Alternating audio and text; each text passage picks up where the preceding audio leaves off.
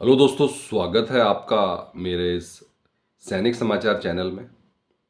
दोस्तों, आज की वीडियो में बात करेंगे सभी पूर्व सैनिकों के लिए, केंद्रीय कर्मचारियों के लिए एक बार फिर से 3 से 4 इम्पोर्टेंट अपडेट। और यहाँ पे दोस्तों, जो पूर्व सैनिक हैं उनके जो वेलफेयर से रिलेटेड है, पूर्व सैनिकों को अब जो बेनिफिट मिल रहा है उसके बारे में बात करेंगे। और पीसीडीए के दोस्तों बहुत सारे ऐसे सर्कुलर्स हैं जिनका कि कई सालों से लोगों ने उसका यूज़ नहीं किया है। कई सालों से वो जो पूर्व सैनिकों के लिए बनाए गए थे, लेकिन उन्होंने उसका यूज़ नहीं किया है। और अब जब स्पर्श जैसे ऑनलाइन मीडियम आ चुके हैं, जो कि बहुत सारे नए नए जो है ऑनलाइन मीडियम आ चुके हैं, जिसके माध्यम से आप घर बैठे इन चीज़ों का रिजॉल्व कर सकते हैं।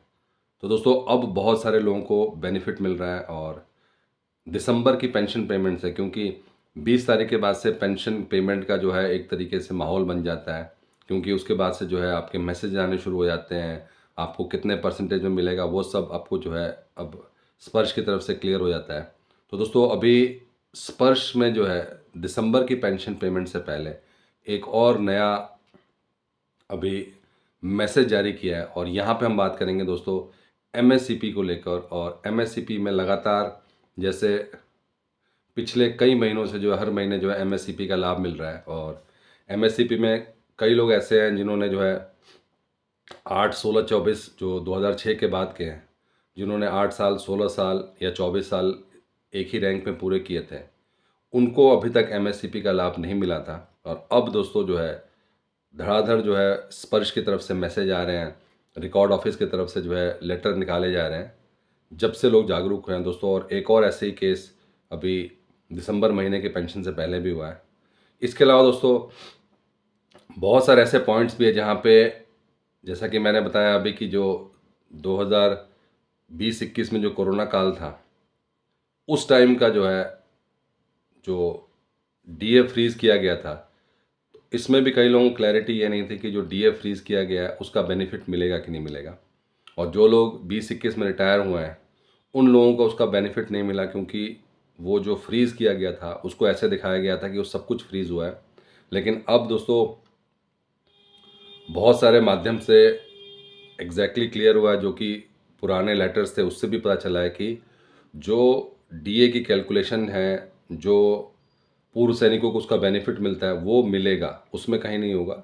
सिर्फ और सिर्फ वो जो 18 महीने का डीए एरियर है वो एक अलग बात है, जिसके लिए अलग से जद्दोजहद चल रही है।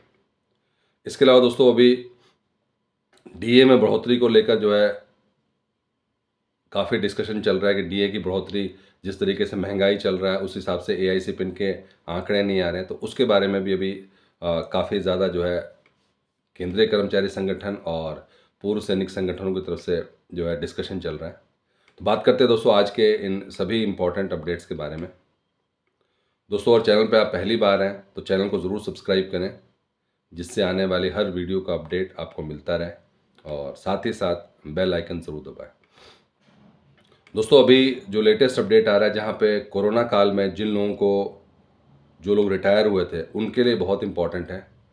उनको जो उस टाइम पे डीए में बढ़ोतरी हो रही थी उसका उनको बेनिफिट मिलेगा। और हम बात कर रहे हैं जो लोग कोरोना काल में रिटायर हुए थे, और उन लोगों को जो है, कई लोग ऐसे हैं जिनको कि इसका बेनिफिट नहीं मिला है और वो ये सोच के बैठे हैं कि 18 महीने का डीए एरियर जो फ्रीज़ हुआ था, इसका मतलब ये कि बाकी सब जगह पर भी जो है इसका बेनिफिट नहीं मिलेगा। लेकिन एज़ पर द रूल, जो डीए डीआर का जो बेनिफिट है, जो उस टाइम पे करंट डीए था और उस टाइम पे जो लोग रिटायर हुए हैं, उनको जो है डीए डीआर का बेनिफिट, जो उनका ग्रेच्युटी है, जो उनका लीव इनकैशमेंट है, ये सारे के सारे जो चीज़ें हैं उसमें इनको बेनिफिट मिलेगा। क्योंकि जो कैलकुलेशन है वो उनको जो है बढ़े हुए 28% हो गया था उस टाइम पे। तो और 28% के हिसाब से अगर वो 24% के टाइम पे रिटायर हुए तो उनको 24% के हिसाब से मिलेगा। तो दोस्तों, ये पूरी पिक्चर क्लियर है। अभी भी बहुत सारे लोगों का जो ग्रेच्युटी कैलकुलेशन है या लीव इनकैशमेंट का कैलकुलेशन है, वो एज़ पर द इन्हेंस्ड जो भी बढ़ा हुआ डीए था उसके हिसाब से नहीं मिल रहा। और इसलिए दोस्तों, आप एक बार ज़रूर चेक करें। और ये वो लोग हैं जो कि 2020-21 में जो रिटायरी है उनके लिए है। इसके अलावा दोस्तों, एमएससीपी का हमने बहुत बार बात किया है जो कि आप अगर एक ही रैंक पर 8 साल बिताते हैं, 16 साल बिताते हैं, 24 साल, उन लोगों के लिए भी दोस्तों अब आप समझ सकते हैं कि 2006 के बाद के जो रिटायरीज़ हैं, उनके लिए अब भी जो है लगातार स्पर्श की तरफ से एमएससीपी का भुगतान हो रहा है और उसमें बहुत सारे अलग अलग क्लॉज हैं कि आपने जो है प्रमोशन को अनविलिंग नहीं करना है। जो आपने 8 साल बिताए हैं उसमें आपका प्रमोशन का टाइम नहीं है। अगर आपने जानबूझ के अनविलिंग किया है तो आपको एमएससीपी का बेनिफिट नहीं मिलेगा और उसमें बहुत सारी अलग अलग क्लॉज हैं। अगर आपने प्रमोशन को अनविलिंग भी किया है लेकिन जिस डेट में आपका प्रमोशन था उसके बाद का है अनविलिंग है, और जिस जिस दिन आप एलिजिबल हुए थे कि आपको जो है एमएससीपी का लाभ मिलना है, उसके बाद आपने अपना अनविलिंग किया तो भी आप इसमें एलिजिबल होते हैं।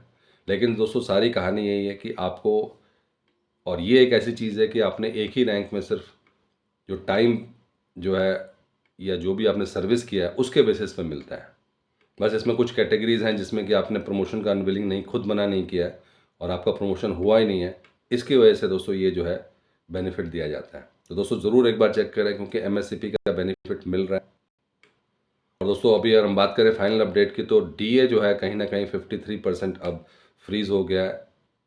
53% से 56%, मतलब 3% जो है उसमें बढ़ोतरी हो चुकी है। और जिस तरह के आंकड़े आ रहे हैं उस हिसाब से जो है फाइनल भी जो है इसका 53% से बढ़कर 3% ही होगा। दोस्तों ये थे आज के कुछ इंपॉर्टेंट अपडेट, और ये जो है पूर्व सैनिकों के वेलफेयर से रिलेटेड है क्योंकि ये ऑलरेडी जो है उसका भुगतान पेंशनर्स को, पूर्व सैनिकों को हो रहा है। सिर्फ इसको जो है प्रॉपरली जो है चैनलाइज करने की ज़रूरत है, और दिसंबर की पेंशन के पेमेंट से पहले भी पेंशनर्स को इसका भुगतान हुआ है। दोस्तों अगर वीडियो पसंद आए तो इसको लाइक कीजिए, शेयर कीजिए और सब्सक्राइब करना ना भूलें। Thank you for watching this video.